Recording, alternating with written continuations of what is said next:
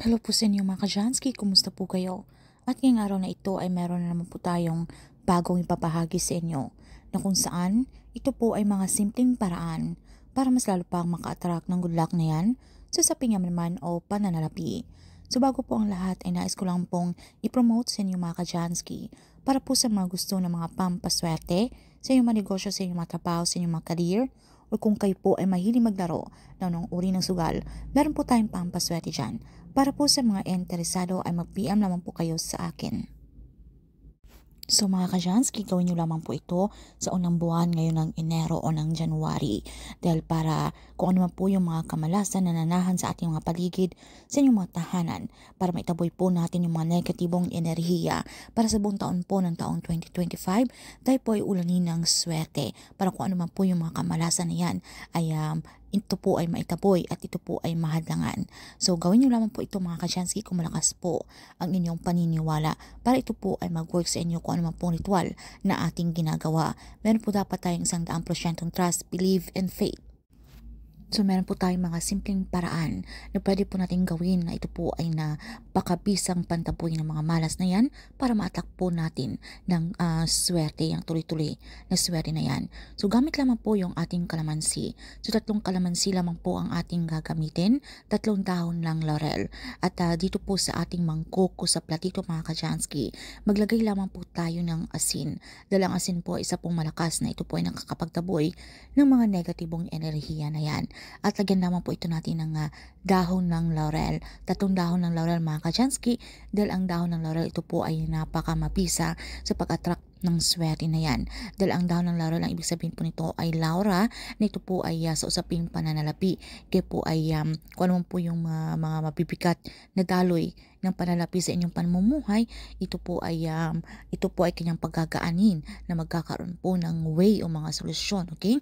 Kung tayo po ay problemado na lagi po tayong kapos o gipit sa pera, tila po kay ilap po ng swerte. So ito pong dahon ng laurel na ito po ay isa ring success na kung ano man po yung larangan na ating tinatahak, ay ito po ay magbibigay sa atin ng daan para po tayo ay magiging successful na sa taong ito ng taong 2025. At sabay rin po natin ito ng ating kalamansi. Dahil ang kalamansi ay isa rin po itong pantaboy malas at pag-attract ng swerte. So gawin nyo lamang po ito lang gaya na makita nyo po sa larawan mga Kajansky. So gawin nyo po ito sa umaga between 6 to 8 AM. Alright? So ito po ay maghanap po kayo ng parte sa inyong pamamahay ng kung saan kayo po ay komportable na pwede nyo pong gawin ang ritual na ito nang wala pong mga distraction. Dahil bawal po dito na tayo po ay huminto-hinto, tayo po ay luminingon-ningon dahil tayo po ay nadidistract. Ito po ay mamawalan po ng bisa ang mga ritual na ating ginagawa. So ito po ating ritual ay bulungan nyo lamang po, ilapat nyo po ito malapit sa inyong mga bibig. So dasalan nyo po ito para masalo pang ma-activate ang energy nito mga Kajansky. So kung kayo po ay Katoliko, isang ama namin at isang sumasampalataya ko. Pero kung iba naman po ang inyong relihiyon ay wala pong problema. Pwede nyo pong sambitin ang inyong mga personal na dasal. Pagkatapos ay sambitin nyo po ang inyong mga kahilingan, kung ano po ang inyong mga wish na gusto nyo pong mangyari.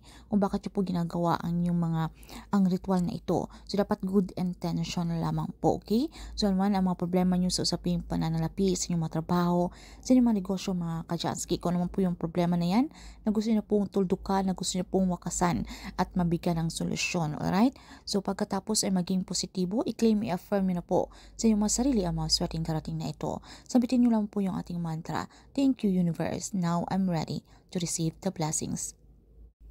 Then pagkatapos ito mga Kajansky, pasikatan nyo po ito sa sikat ng araw para masalo pang ma-activate ang energy nito. Dahil ang sikat ng araw po, ito po ay isa sa napakamaswerte dahil ito po ay galing sa kalikasan. Ito po ay nabibigay sa atin ng liwanag at ito po ay sumisimbolo ng pag-asa. Kahit po 5 to 10 minutes ay okay na po yan. And then pwede nyo po itong ipwesto, okay? Pwede nyo po itong ilagay sa gilid po ng inyong mga pintuan kung wala po mga bata at hindi po ito magagalaw. Para po ma-invite po nito yung mga energy papasok sa inyong mga tahanan. Pero kung gusto nyo naman, pwede nyo po itong ilagay sa wealth spot area ng inyong pamamahay na kung saan po yung southeast sector. Kung hindi nyo po alam kung saan, pwede po kayong gumamit ng mga pungsuy compass. Pero kung wala po kayong pungsuy compass, pwede nyo po itong ilagay kung saan na pagbungad po o pagbukas ng inyong mga pintuan sa inyong mga front door or main door. Alright? Ito po yung agad na nakikita. Okay? Para po ito ay mag-invite ng swerte.